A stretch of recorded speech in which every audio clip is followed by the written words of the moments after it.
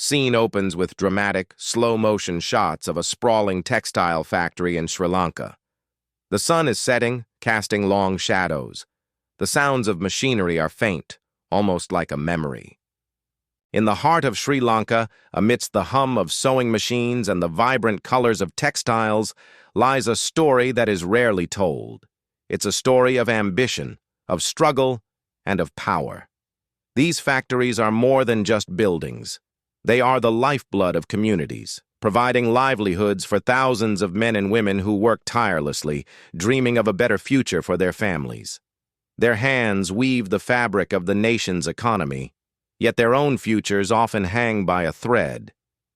Cut to visuals of workers leaving the factory, their faces tired but resilient. Transition to scenes of bustling local markets and family life. For generations, this has been the rhythm of life. A hard day's work for an honest day's pay.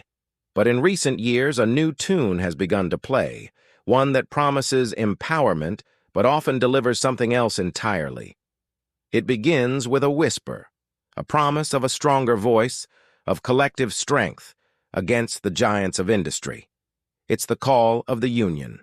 Dramatic shots of union banners, with the JVP insignia visible. The camera pans across a crowd of workers gathering for a rally. The mood is hopeful and charged with energy. Enter the Janatha Vimukti Peramuna, or JVP, and its affiliated trade unions. To many, they are champions of the working class, a shield against exploitation. They organize rallies, their red banners a striking symbol of defiance. They chant slogans of workers' rights, promising to fight for better wages, safer conditions, and job security. The message is powerful, and for those who feel unheard and undervalued, it's a beacon of hope. They join in droves, believing that in unity, there is strength. Transition to a more intimate, dimly lit setting. A small group of workers is gathered around a union leader in a community hall. The leader is charismatic, speaking with passion. The recruitment process is a masterclass in persuasion. Organizers go from factory to factory, speaking to workers during their breaks, visiting their homes. They listen to their grievances, they validate their frustrations, and they offer a solution. Join us. Together, they say, we are unbreakable. A small monthly union fee is all it takes to become part of this powerful new family, a small price to pay for protection and a voice. At first, it feels like a worthy investment in their own future. Scene shifts to a tense, closed-door meeting between union leaders and a factory owner. The lighting is dark, creating silhouettes. The owner looks stressed. But what happens when this collective power is wielded not just in the open, but behind closed doors? We've spoken to business owners who, under the condition of anonymity, paint a very different picture.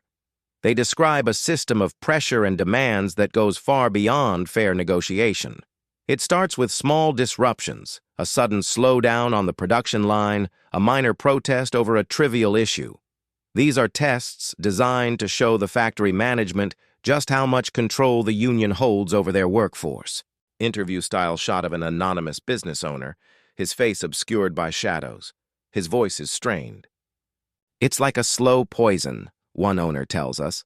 First, they organize a small walkout. Production stops for a few hours. Then the demands come, not just for the workers, but for the union itself. They call it a contribution or a service commission. They frame it as a fee for ensuring industrial peace, but it feels like anything but peace. It feels like we're being held hostage.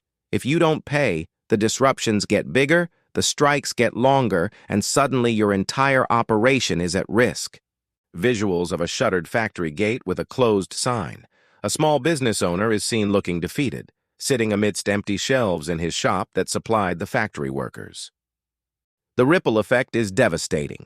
For every large factory that faces prolonged disruption, dozens of smaller businesses suffer.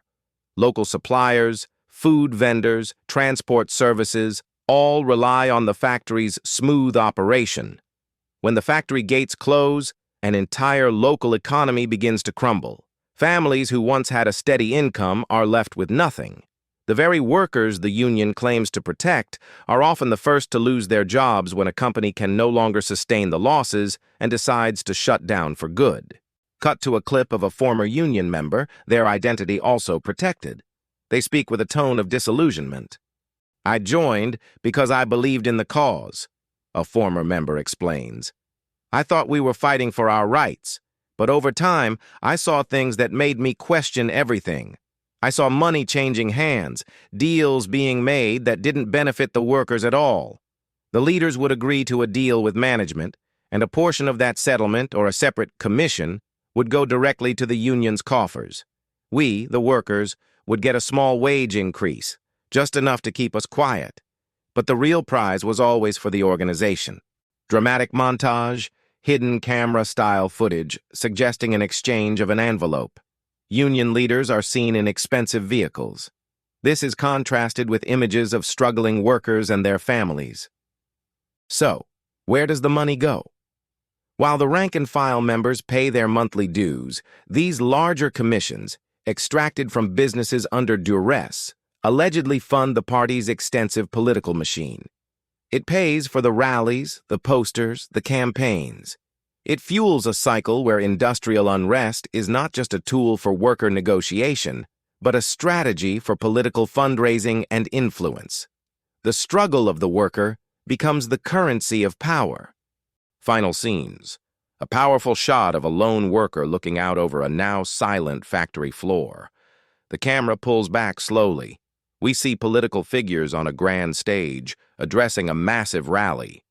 As the dust settles on another factory closure, as another community grapples with unemployment, a crucial question hangs in the air.